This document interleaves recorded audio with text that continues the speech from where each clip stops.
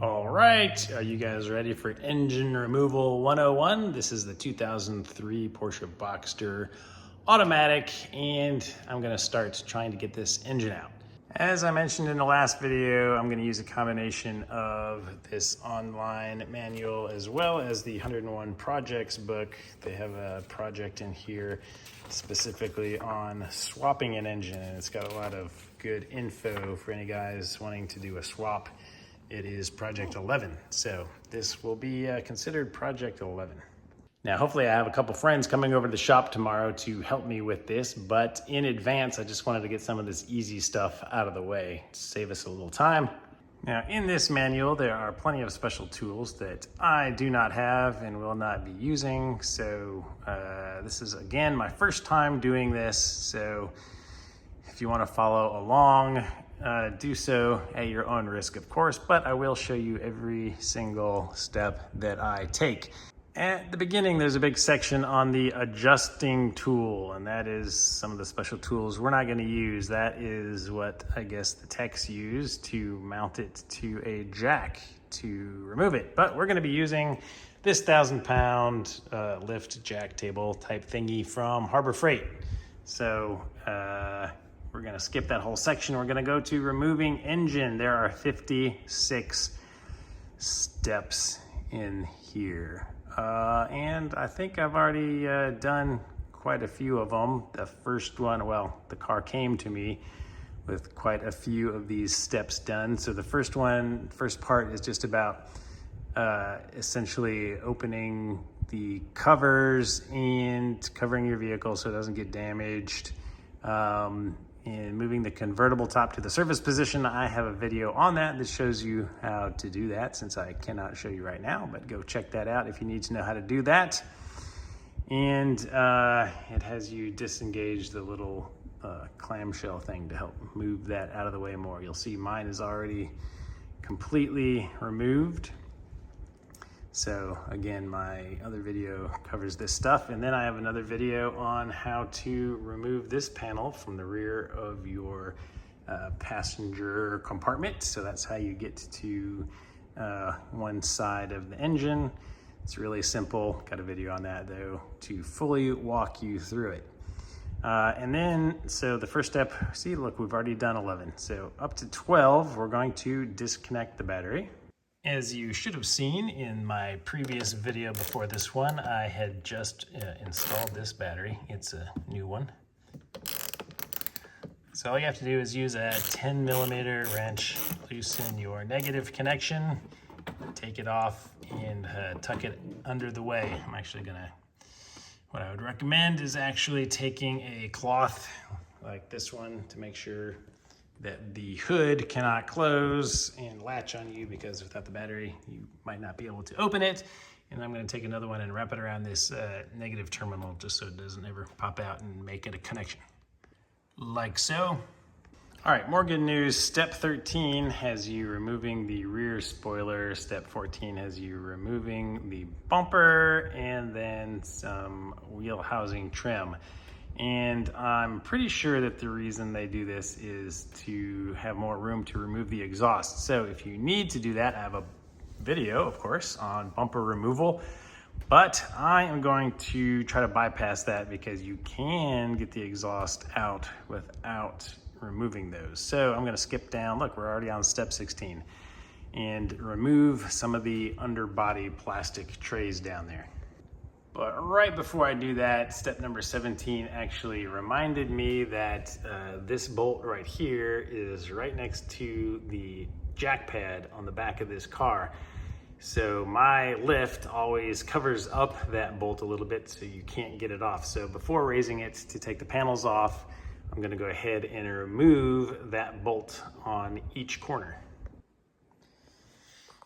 So you can see right under here where that jack pad is that first bolt for the brace. And it happens to be a 15mm.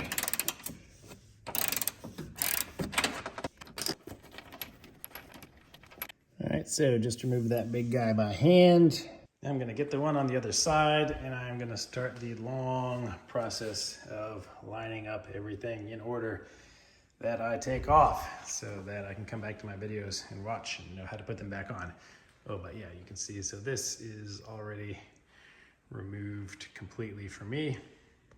And one more thing before lifting, I'm gonna go ahead and remove the rear wheels, mostly so I don't smack my head on them when they are up on the lift, but 19 millimeter, of course, just if you're gonna do this, break all the lugs while it is on the ground, take these wheels off.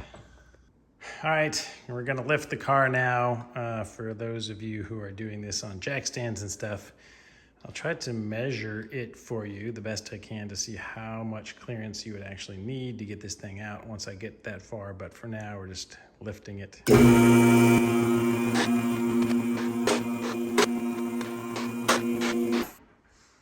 All right, she's up.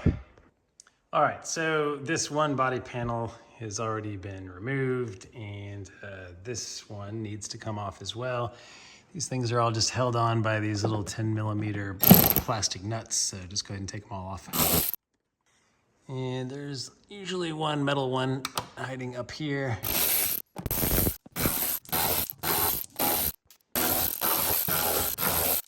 All right, so that should come off now. This one is kind of tucked in.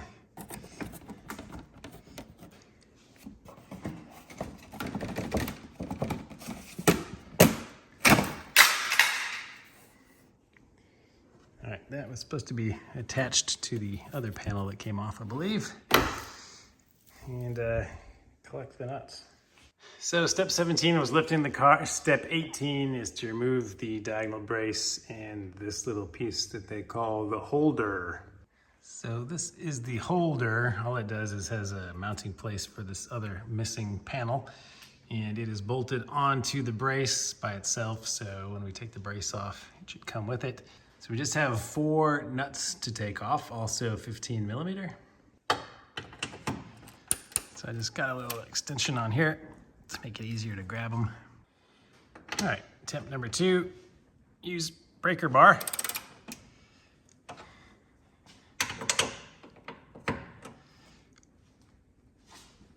Man, these things are no joke.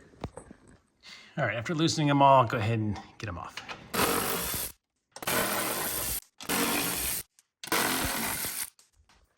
All right, got them all off, so should just be dangling here, yes. And it will come off and slide out of there. Add this to our lineup of removed parts. Engine removal is easy, right? Look, 18 steps down. Number 19. We gotta remove the stabilizer bar. And here is our sway bar. There are the 2 bolts. They are both 13 millimeter.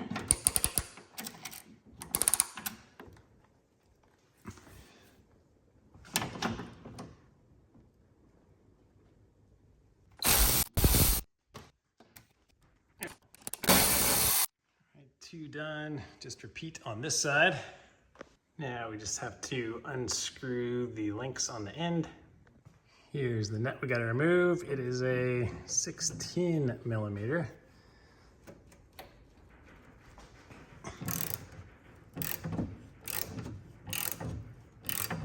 right, so as you can see, when you turn the nut, this piece on the inside spins, so you have to use a wrench and hold on to that nut to take them apart. So this is the first time I'm gonna get to use my newly acquired thin wrench set. However, I don't really need a thin one, I don't think here, but that is a 17 millimeter on that side. All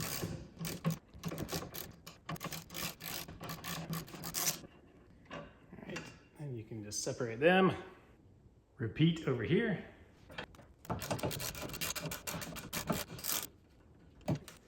They never mention removing this big metal plate in here at all. I looked through the directions right now. And of course that kind of traps the sway bar in there.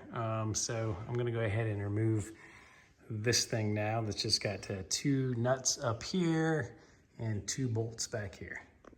The studs that come through it on the side, you might remember that crossbar was on over them. So when you reinstall, make sure you put this on first before you put the crossbars on, because I have done that before.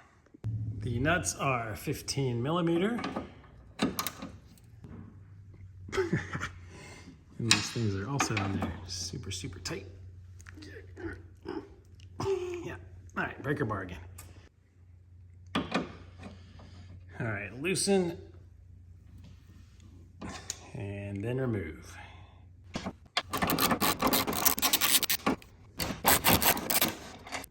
All right, bolts on the back side, also 15 millimeter. All right, again with the breaker bar.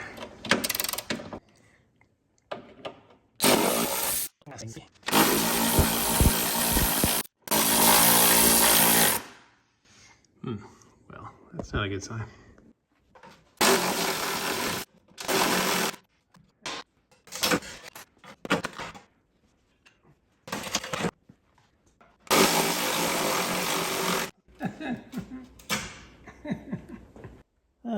And we've come to our first difficult spot.